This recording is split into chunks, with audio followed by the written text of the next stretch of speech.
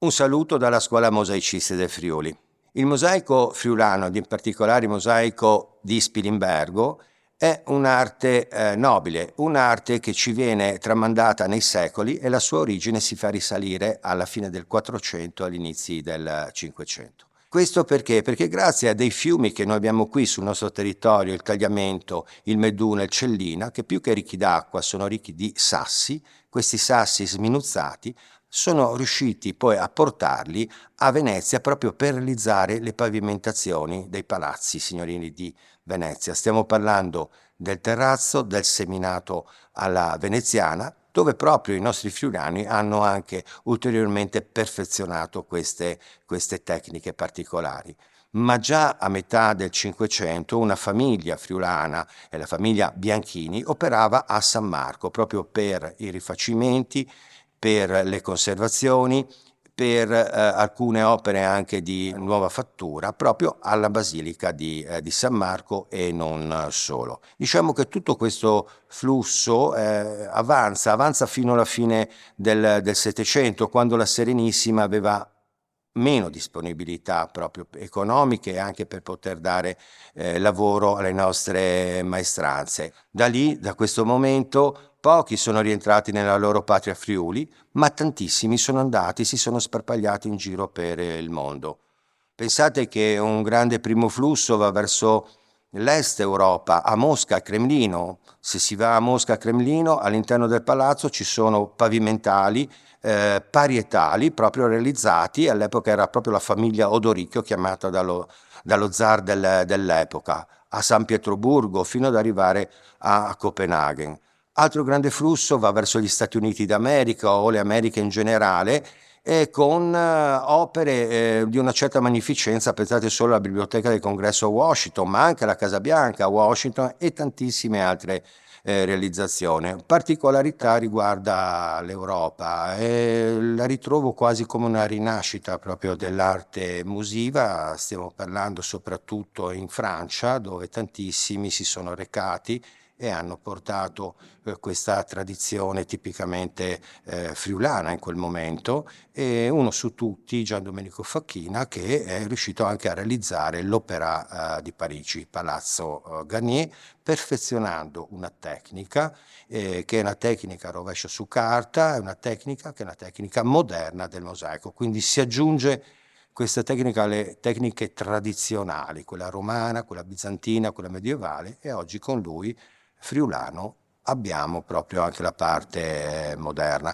Tutti questi che ho appena un po' descritto in giro un po' per il mondo hanno lanciato un'idea, hanno lanciato il primo seme per la costituzione, per l'istituzione di un centro di formazione. Ecco che nasce a Spilimbergo il 22 gennaio del 1922 la Scuola Mosaicisti del Friuli, proprio come primo obiettivo di dare un mestiere, di dare un'arte, di dare un saper fare spendibile proprio a livello internazionale in questo particolare settore. Già al suo debutto ci sono e sono state individuate 3 tipi di attività, che è quella formativa, quella promozionale e quella produttiva, in particolare la formativa proprio per dare, trasmettere, insegnare questa antica conoscenza, questo antico sapere, questo mestiere, per poi diffonderlo ulteriormente proprio nel mondo. Ad oggi, pur noi mantenendo questa tradizione, la tradizione del saper fare, la tradizione specifica proprio del mosaico friulano, abbiamo cambiato perché i tempi cambiano, più che cambiato forse innovato nella fattispecie, attraverso proprio inserimenti anche della contemporaneità. Pur mantenendo il nostro ciclo di studi in 3 anni, col primo anno il romano, col secondo anno il bizantino e medievale e la parte moderna, il terzo anno è un anno di ricerca, di sperimentazione, di innovazione, quindi una tradizione in innovazione. È ovvio che non basta e non è sufficiente proprio solo le attività manuali, solo le attività di laboratorio, ma sono importanti anche tutta un'altra serie di materie che qui insegniamo, come la teoria del colore, il disegno, la geometria applicata, la grafica a computer, la modellazione digitale, la storia del mosaico, la tecnologia dei materiali e oggi più che nel passato anche una comunicazione, quindi la valorizzazione anche delle opere musive. Un altro aspetto lo abbiamo attraverso proprio l'attività promozionale. Per noi significa fare conoscere questa arte, farla conoscere sempre di più e anche portarla in luoghi in cui diciamo è sconosciuta, proprio attraverso convegni, conferenze, mostre a cui generalmente ogni anno poi veniamo invitati.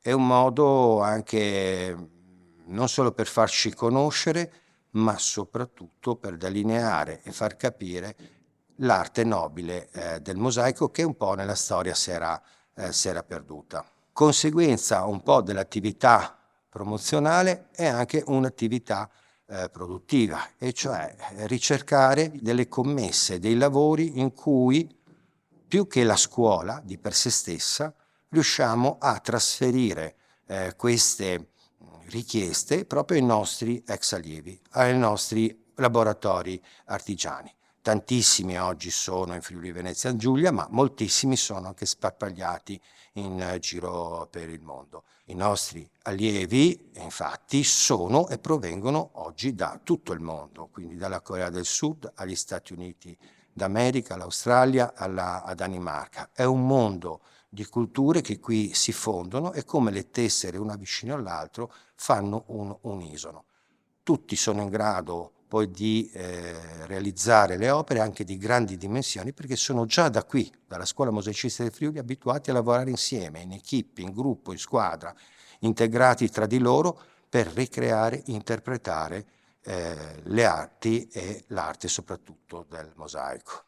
La scuola già nel passato ha realizzato grandi opere, dal Foro Italico a Roma, al Santo Sepolcro a Gerusalemme, alla setta iridescente a New York, tanto per citarne alcune, ed un'attività che ci permette di mantenere anche l'attività nostra formativa connessa proprio al mondo del mercato.